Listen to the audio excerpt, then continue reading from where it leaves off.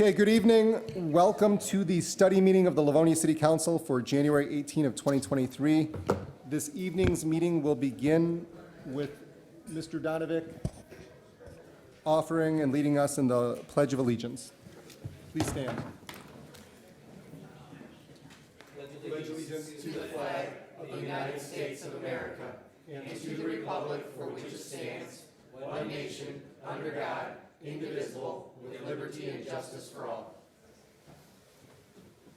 Thank you, Mr. Donovic. Thank you, Mr.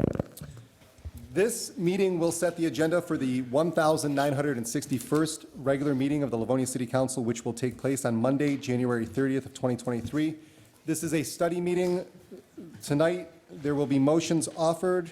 They could be approving, denying, or a referral to the Committee of the Whole or another council committee, but there will be no votes taken this evening. All items will move over to that next regular meeting on January 30th.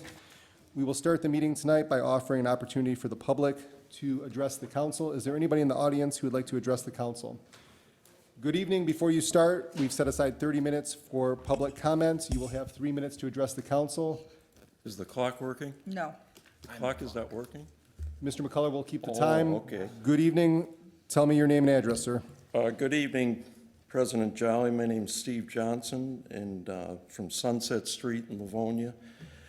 The last time I appeared before this council, I spoke about the continuing public safety issue of loose dogs at a 38-acre property on Merriman north of 6 Mile.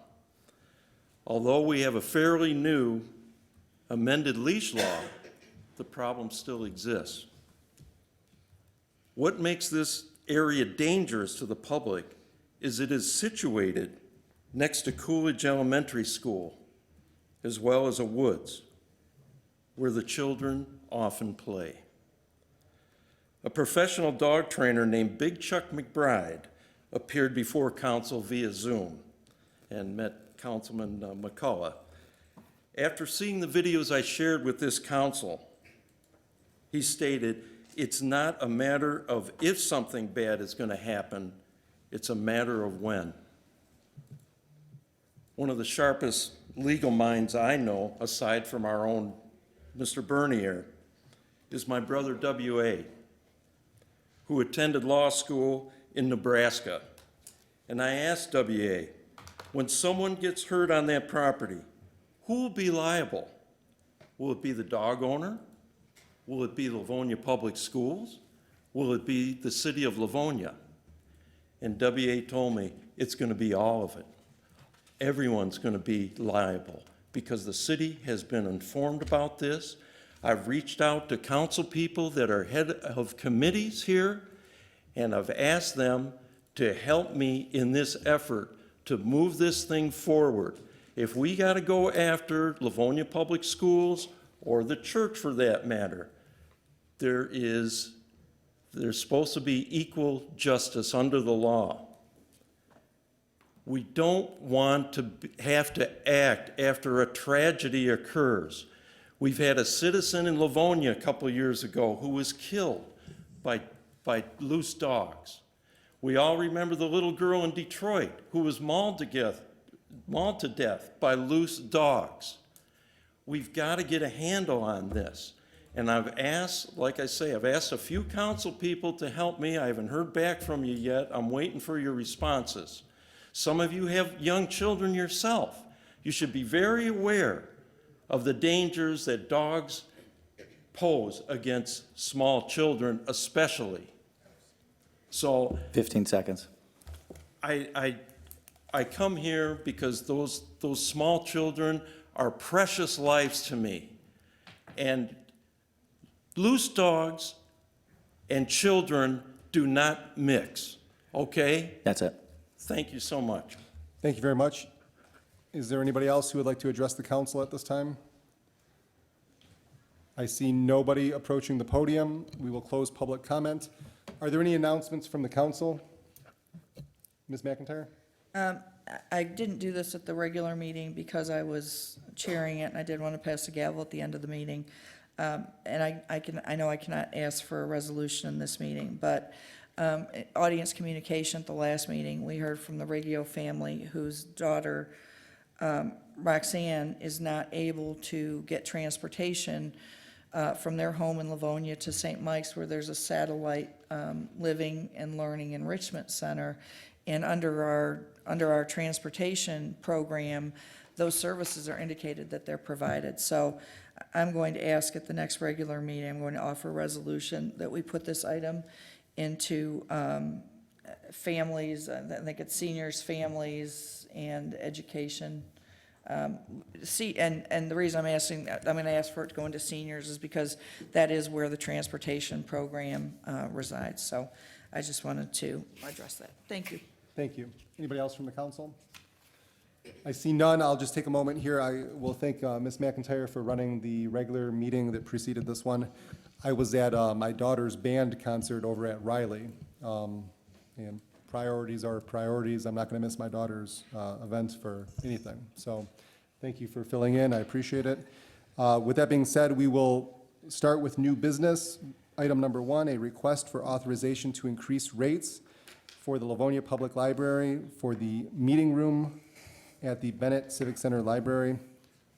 Ms. Laporte? Good Welcome. evening. Hi, Tony Laporte, Director of Libraries. That's loud. I'm here because we haven't raised our rates in 21 years, 22 years, actually. And we are no longer competitive with area libraries, and we think it's time to get there. Can you give us an outline of the requested increases? Yes. We're making it much simpler than we have had it in the past. In the past, we had a resident nonprofit price, a resident profit price, a non-resident nonprofit price, and a non-resident profit price.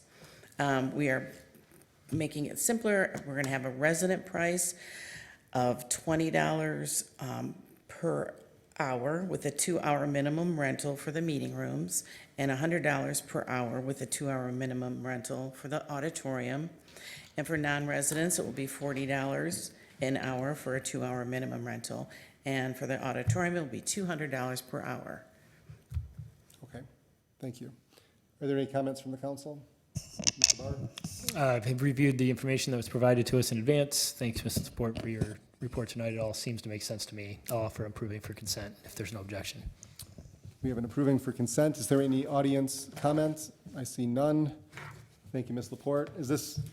Will this be your last time joining us at the podium, or? Never know.